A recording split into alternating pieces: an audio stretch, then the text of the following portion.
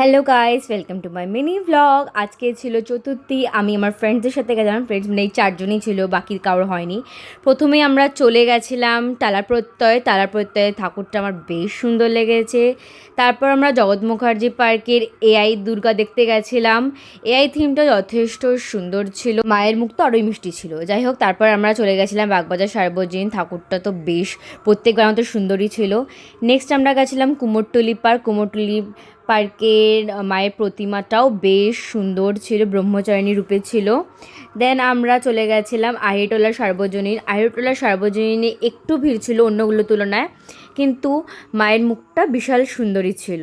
এতটাই হেঁটে আমাদের পা এতটাই পরিমাণে ব্যথা করছিল যে আমরা অটো ধরে চলে এসেছিলাম আহারে বেঙ্গলির হাতিবাং আউটলেটে এসেছিলাম, যেখানে আমাদের আধ ঘন্টা মতো ওয়েট করতে হয়েছিল।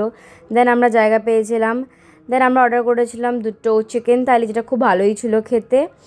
দেন আমরা চলে গেছিলাম কাশী বসলেনের থিমটা এতটাই সুন্দর ছিল। লীলা মজুমদারের ওপর থিমটা ছিল, একটা থিম সংও বাজছিল লীলা মজুমদারের, এতটাই সুন্দর ছিল, খুবই ভালো লেগেছে আমার।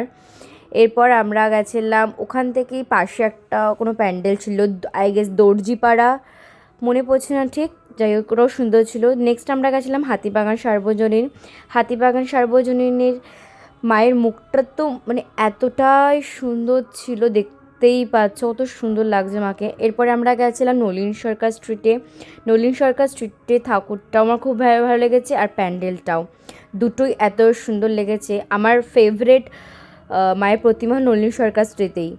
এরপরে আমরা চলে গেছিলাম হাতিবাগান নবীনপল্লীর ওতে আমরা সব থেকে বেশি ভিড় পেয়েছি। নেক্সট আমরা গেছিলাম গোলা খেতে। দেন আমরা শোভাবাজার রাজবাড়ি ভেতরে ভিড় ছিল, কাদা ছিল, ভাগ্যিস জল ছিল না আগের বছরের মধ্যে। মায়ের মুখটা তো দেখতে পাচ্ছ কত সুন্দর। নেক্সট আমার দেখা হয়ে গেছিলো দিদির সাথে। দেন চলে এসেছি বাড়ি। দেখা হচ্ছে নেক্সট ব্লগে, টাটা।